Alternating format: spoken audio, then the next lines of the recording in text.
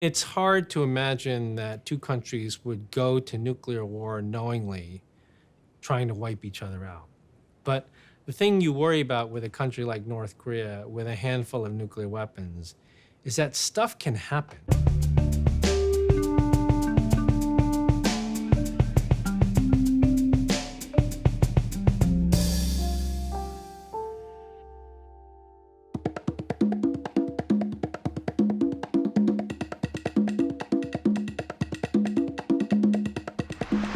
North Korea, South Korea, and the United States are all still technically in a state of war. Not sure if you knew that. Hostilities ended with an armistice, not a peace treaty, but now talk of change is in the air. I will make sense of it all, or I'll try. I'll check in with Puppet Regime, and I'll sit down with a man who, by most accounts, was pegged to be America's next ambassador in Seoul. That was before he crossed paths with a few in the White House. Hi, I'm Ian Bremmer, and welcome to GZERO World. But first, a word from the folks who help us keep the lights on.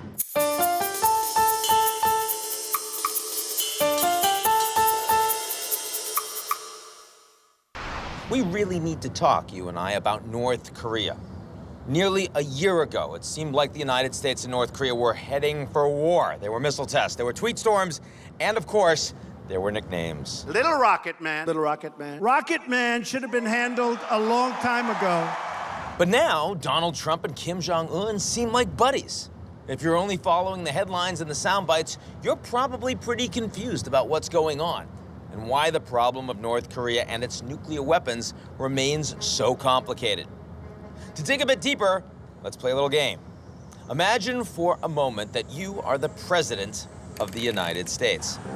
North Korea isn't just a rogue nation that abuses its own people and threatens your allies, though they are those things. It's a nuclear-armed nation that can fit a nuclear warhead onto a long-range missile and fire it thousands of miles, maybe far enough to hit the mainland United States. You can't be sure about that, but it's a threat the president must take seriously, especially since you know that North Korea has made fast progress on that very project. What do? You can impose sanctions, but you've done that before, and it didn't make much difference.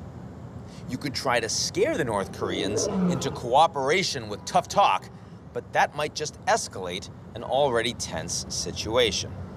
You can attack North Korea to try to destroy its nuclear program, but that might start a war that would kill millions of people in a matter of hours. Or you can lean on the country that supplies almost all of North Korea's food, fuel, and cash. That would be China. You increase pressure on China to pressure North Korea. And that is what President Trump has actually done.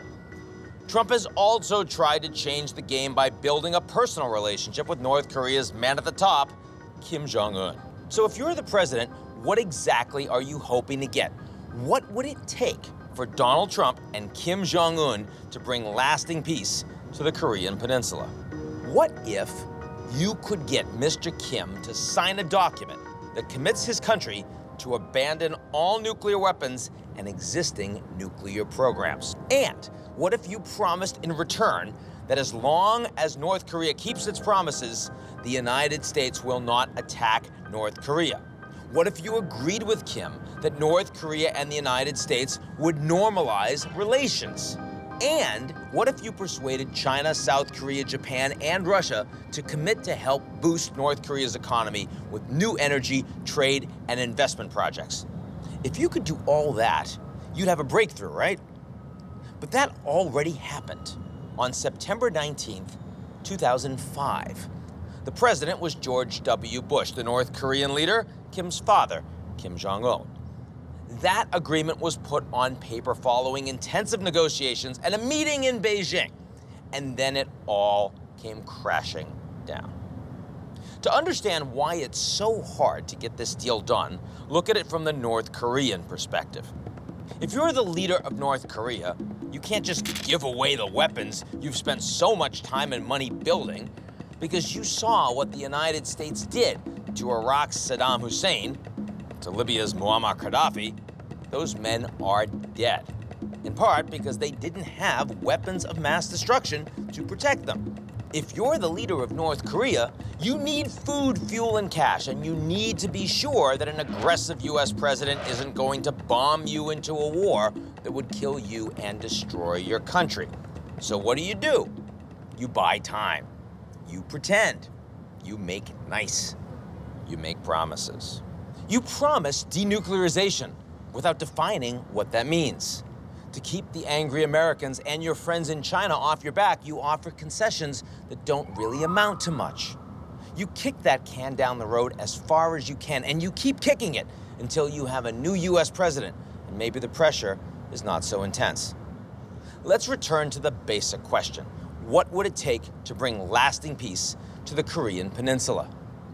Later in the show, we'll dig into this question with Professor Victor Cha. He's a man who's been wrestling with this problem for a very long time, and he was on track to be U.S. ambassador to South Korea until the Trump administration decided otherwise. That's enough for me. Now let's hear from you. It's a special North Korea edition of Office Hours where I take questions about all things geopolitics from real people. People kind of like you. Roll tape. Hi, I'm Ashley. I'd like to know why the U.S. isn't doing anything about the human rights violations in North Korea.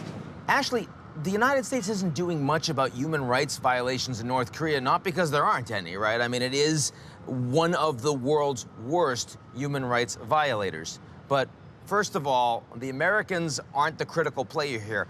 The North Koreans get almost all of their support, their economic support, their humanitarian aid, their trade from China, virtually nothing from the United States. So the U.S. doesn't have all that much leverage. Also, to the extent that the Americans care about North Korea, it's about their nuclear capabilities, their ICBM capabilities, their cyber capabilities against the U.S. Human rights in North Korea are like priority number 5. And the Trump administration is generally less interested in talking about human rights violations even than other administrations for whom it usually isn't exactly a top priority. Put those things together, I think you get your answer. If the Koreas meet and decide to end the war, what does that mean? Jason, if the South and North Koreans actually decide to formally end the war, you're going to see a flurry of diplomacy. They'll open embassies in each other's capitals. There'll be a lot more trade and investment and infrastructure building. Though the U.S. will still have to remove lots of sanctions, there'll be a lot more pressure for them to do so. Perhaps the other thing is maybe there'll be a Nobel Peace Prize. We just have to see who gets it.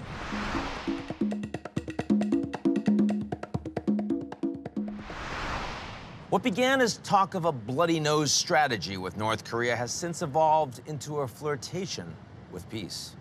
But before that apparent warming, President Trump seemed to be seriously considering the prospects of a first strike. Georgetown professor Victor Cha, a man who knows North Korea better than most, warned against it. And that may have cost him his future job. Now here's the rest of my conversation with Victor Cha. So I have to start with, you were going to be appointed the ambassador to South Korea. I think a lot of the people that cover Asia liked the idea of a serious expert that was going to take that post. And then the nomination was withdrawn, we hear, because you were not on board with the idea of military strikes against North Korea, and yet now we're friends with Kim Jong-un. Things have moved quite a bit since that fracas here. In 2017, I was very concerned that we were headed in the direction of some sort of military action against North Korea, which in my mind would have escalated into an all-out war, if not even nuclear war. Very dangerous. So the fact that the administration now is in a position where they're advocating diplomacy, and the president in particular is looking to develop a personal friendship with the North Korean leader, that's great. It's better than where we were a year ago. Having said that, I feel like the dark days of 2017 are still just beneath the surface. If this diplomacy goes badly wrong, and when you do presidential summit diplomacy, there's nowhere else to go after it fails, then we run out of options and we may end up back where we were in 2017. So do you think that if there is ever a deal between the two sides, that there needs to be a broader definition of denuclearization? I think the core of any deal requires something resembling confidence in a North Korean inability to threaten the U.S. homeland with nuclear ballistic missiles. That was really what changed the whole dimensions of this problem. Before North Korea tested the Hwasong-15 missile, which could range the entire United States, this was a regional security This was an problem. ICBM. This is an ICBM, right? Intercontinental ballistic missile. This was a regional security issue. Then it became a homeland security issue. So I don't think it's realistic to expect that the United States could accept a solution that is less than confidence that the homeland security threat from North Korea has been ended. Now, you have said that you believe this is still a very dangerous situation. In other words, notwithstanding all the happy talk between the Americans and the North Koreans right now, you believe the United States could be right back on a war footing in a short period of time. Sure. I mean, I think it's, again, it's the nature of the threat. I mean, the United States, under President Trump, for good reasons, made this the #1 national security issue. In fact, famously, President Obama told President Trump as they transitioned in the Oval Office that this would be the #1 issue. And when the United States makes an issue its #1 issue, it is going to solve it one way or the other, through diplomacy or through the use of military force. I mean, that's the big difference when we make something a #1 national security issue. But if Obama said it was #1, I mean, he did neither of those things. Well, he said it was #1 for Trump. I For him, see. it was definitely not #1. I mean, #1 is climate change. There are Sure. many other things. Okay. But he said this would be for Trump, the Trump. #1 issue. And of course, the North Koreans did that. They did 20 ballistic missile tests in the first 12 months of the Trump administration's time in office. Just by comparison, they did an average of 8 tests every year during the 8 years of Obama. So in the first year of Trump, they They did more 20. than doubled it, right? Right. Yeah. And they did a hydrogen bomb test. So this was clearly the #1 issue. And for that reason, it's great that he's pursuing diplomacy, that he's trying personally to deal with this. But I think just beneath the surface, if all that fails, there's nowhere else to go. And it's entirely plausible that he could go back to talking about military strikes. Now, your conversations with the administration as you were potentially going to accept this role in South Korea, did you get the sense that there were a lot of people in and around the administration that really thought, yeah, there's a credible military option here for the United States? I can tell you that in 2017, I had never heard more talk about military options on North Korea than I heard in 2017. It was scary. I mean, it was really surprising, alarming, and with deep questions about whether people have really thought through what could happen if you carried out a limited military strike against North Korea. I mean, this is not like the Israelis blowing up a reactor under construction in the Syrian desert. This is a country that sits along the most militarized border in the world, with thousands of artillery tubes trained on a population of 25 million in South Korea that would have less than 30 seconds warning time if the North Koreans started firing artillery shells in response to some sort of U.S. action. Now, there's no reason to believe that the North Koreans are suicidal, and certainly North Korean strikes against either American allies or the U.S. directly would imply a willingness to accept high likelihood of self-destruction. What do you think the Americans really need to be worried about? I mean, the average American watching this show that matters to them. It's hard to imagine that two countries would go to nuclear war knowingly trying to wipe each other out. But the thing you worry about with a country like North Korea with a handful of nuclear weapons is that stuff can happen, right? Stuff can happen that then escalates into a potential nuclear exchange.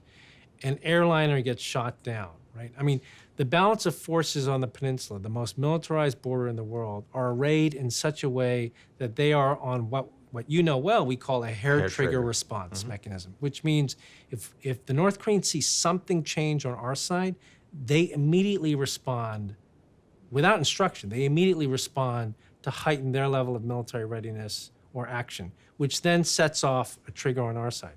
So all it takes is one spark, right? All it takes is one spark to light the flame where it's very difficult to control this escalation ladder. especially between two countries that have no military communication with each other.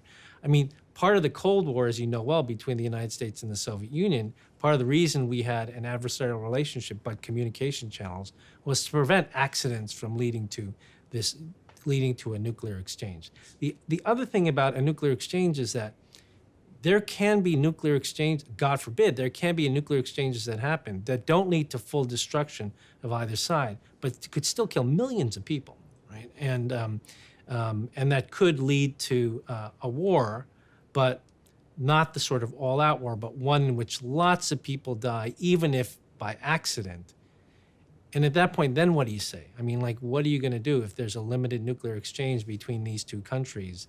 Nobody wins, right? How much do you believe that we're building confidence by virtue of the North Korean, South Korean diplomacy, which has seemed to move quite a bit over the past months, by the North Korean Chinese diplomacy, which has seemed to move quite a bit over the past few months? And should the Americans welcome that or not? In South Korea, you have a progressive government, the first progressive government in 10 years. When we say progressive in South Korea, we don't mean pro-choice or pro-gay marriage. We mean pro-engagement with North Korea. And they have a very clear agenda that they're pursuing, going back to the Olympics, on economic exchanges, family reunions, military communications, infrastructure, the entire gamut. Those can be positive things in the sense that they may incentivize the North Koreans to move forward on the diplomacy. They can also be things that reduce incentives for North Korea to do anything on denuclearization, as long as they can continue to get goodies from the South Koreans or from the Chinese, for that matter. So you know the Koreans better than most. You've been to Pyongyang. You've engaged in negotiations. When you've watched all of this diplomacy with Kim Jong-un and his sister and others, what surprised you? I guess one of the things that surprised me was the fact that Kim Jong-un sounded like a very well-informed, well-briefed leader, which was not the general impression of him at all, right? That was, I think, one thing that was surprising to me. The other thing that I think was surprising was, and this was more about Trump in these negotiations, was his willingness to put alliance equities on the table for negotiation. So, after the meeting in Singapore, he came out and said, I'm suspending U.S.-South Korean military exercises because they're war games that are provocative, which was really basically absorbing the North Korean description of these exercises. These are routine military defensive exercises that maintain the peace on the peninsula. They uphold deterrence. It's what allies do. The North Koreans have been invited to observe them, but Trump shattered all that in one blow by saying, I'm not going to do these exercises. Were the South Koreans surprised? Yeah, my understanding is that they were. They were caught completely off guard by that particular element. You remember Trump said it in the press conference afterwards. Yep. It wasn't anywhere in any of the written documents. So, and I think, you don't normally like to surprise allies like that, or surprise your own government for that matter with that. But I think they were caught off guard by it. And I think in that sense, at least for me as someone who cares about the alliance, I think, sure, give the president some room to negotiate with the North Korean leader. We've never tried it before. Why not? I mean, if we were close to war last year, why not try it?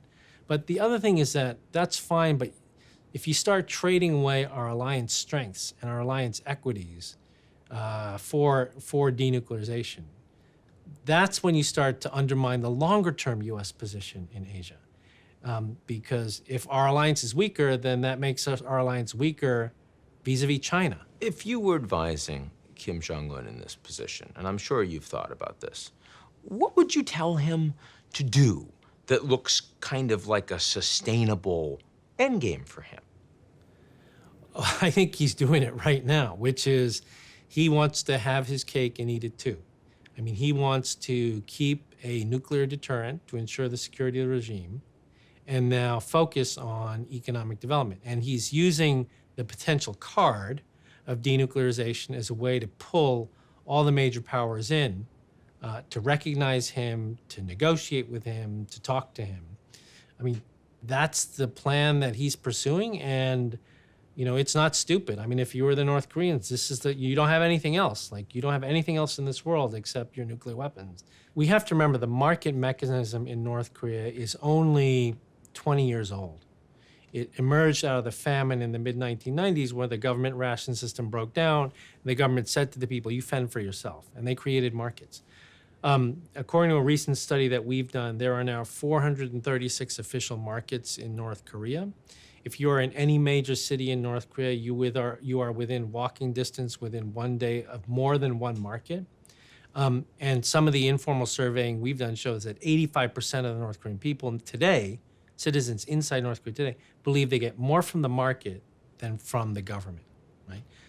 Those are extraordinary That's a numbers. shocking statistic. Those are extraordinary numbers. And You have reason to believe that's true? Yeah. I mean, we've been doing informal surveying with NGO groups in North Korea, and those are the findings. And what that points to is this notion that there is change happening in North Korean society. It's slow, right? It's very slow, but it is happening where people are beginning to think we can live outside the state. We can make a living outside the state. That's the best hope for change inside North Korea. Victor Cha, thank you very much. Thanks very much, Ian. And now, for something completely different.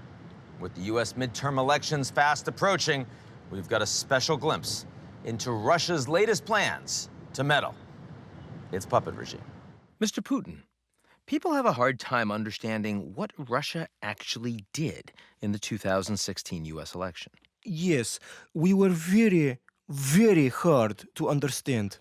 Yes, hello. I would like to buy some ads. Awesome. Ads are really important for community. Where do you want them?